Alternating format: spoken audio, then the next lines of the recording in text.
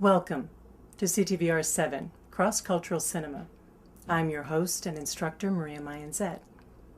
I'm very excited about the journey that we're going to be embarking on, looking at a diverse array of feature films, engaging in dialogue on discussion board. I'll show you how to navigate all that a little later. But first, I'd like to talk about American cinema.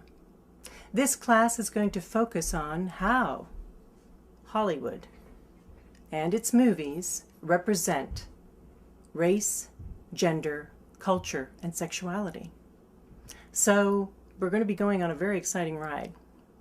And we're also going to be looking at these films from our point of view. But maybe our point of view may change by what we see in these films. Maybe we will reflect and think about how certain prejudices and stereotypes are perpetuated by what we see in the movie. The impact made by artistic expression has to do with the audience. There's a communion between the audience and the artistic expression. So when you're looking at these movies, I want you to think about how they're impacting you, what they make you think about, how you feel about how different ethnicities and genders are treated in the movies. Go to the saddleback.edu website. Look to the top for logins. Click Logins and then you will see Canvas. Click Canvas and you will log in using your student name followed by a digit and your password. Once you log in, all your classes will be revealed to you. When you click on your class, you will find everything you need to guide you throughout the semester.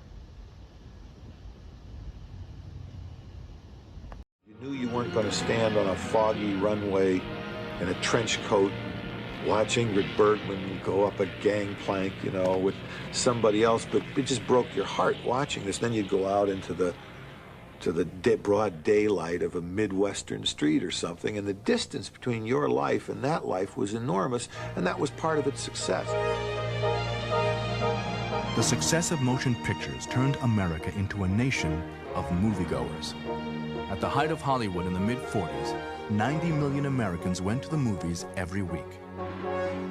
Audiences quickly developed preferences for the kinds of movies they wanted to see. This woman wants more musical shows. These boys want more westerns. These girls, more love stories. This man, more adventure.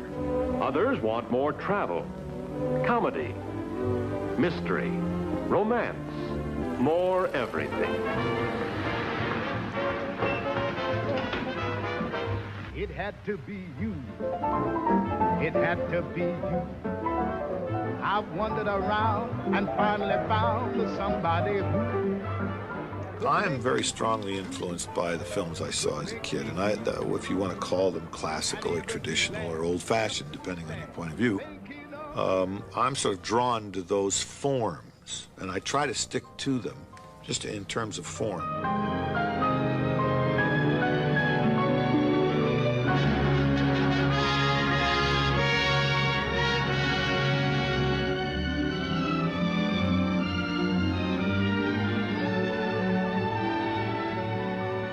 When I grew up, love stories were dependent upon obstacles. And the great love stories were dependent upon non-overcomable obstacles. Inside of us, we both know you belong with Victor. You're part of his work, the thing that keeps him going. If that plane leaves the ground and you're not with him, you'll regret it. Maybe not today, maybe not tomorrow, but soon and for the rest of your life. But what about us? We'll always have Paris. We didn't have, we lost it until you came to Casablanca. We got it back last night. I don't remember a great love story in which the two people got together. The love stories I always remember were always tragic love stories. Now. He's looking at you, kid.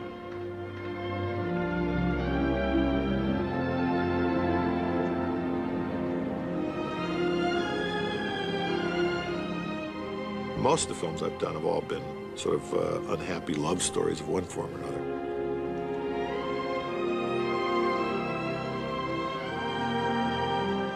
There is a kind of satisfying sadness that is every bit as pleasurable to feel as the sort of humorous, giddy laughter that happens with a comedy or a happy ending film.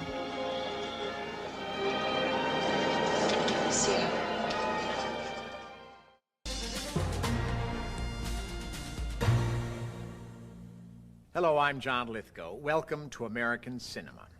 At the edge of Hollywood and beyond, new filmmakers are making some of the most interesting films in America today, films that have made Hollywood stand up and watch. These filmmakers work against great odds on shoestring budgets. If they succeed, they can get a chance to make Hollywood pictures, like Quentin Tarantino and Pulp Fiction. But going Hollywood has its price, one that some of these filmmakers won't pay. In this program, narrated by Frances McDormand, we will look at some visions from the edge.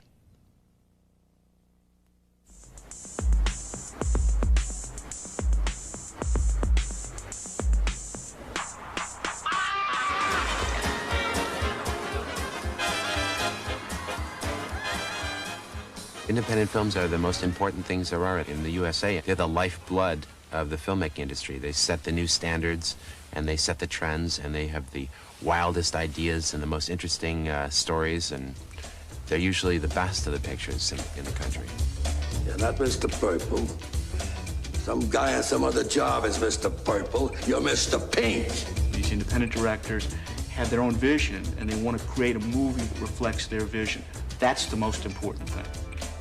I think we're all a little bit crazy. I think that all of us have been traumatized by something or other, and then we have this need, this obsession to tell stories and to rework the world within our own frame guidelines.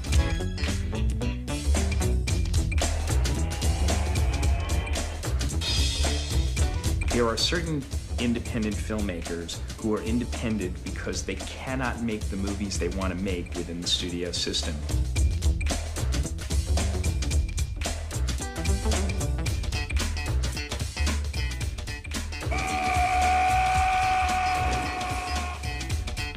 If the movies work and they make a profit, then the studios are going to be banging on the doors of those independent filmmakers saying, hey, why don't you make a movie for us? You know, I mean, we want that money that you made for those guys or made for yourself. We want that money, you know.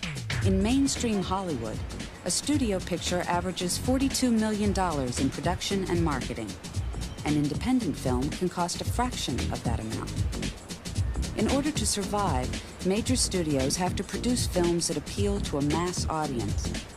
But independent filmmakers with lower budgets can take risks that Hollywood won't, producing films that are original and personal. How independent films are made varies, but filmmakers on the edge of Hollywood all have one overriding desire: to make their films on their own terms. It's very, very difficult for something new to come from within Hollywood. It's almost impossible. I think it has to come from the margins. Action. Spike Lee. Made with a final budget of approximately $175,000, She's Gotta Have It, Spike Lee's first feature film, received national attention. The breadth and scope of the whole thing just seemed like it was a completely new voice, black, white, or any color. And obviously in the world of black film, there hadn't been anything, you know, except for Michael Schultz working from the black exploitation days, you know, up to Crush Groove, I guess, just around the time that She's Gotta Have It screening occurred. There was nobody else in the black filmmaking community in Hollywood or elsewhere doing anything. So he, you know, it was just, he basically had the field entirely to himself. He invented a field that had, like, disappeared. He reinvented it. Black Americans have been waiting for a film like this a long time. They never saw black people kissing on the screen or making love. Even the big black stars, Eddie Murphy, Richard Pryor, they don't have none of that stuff in their films.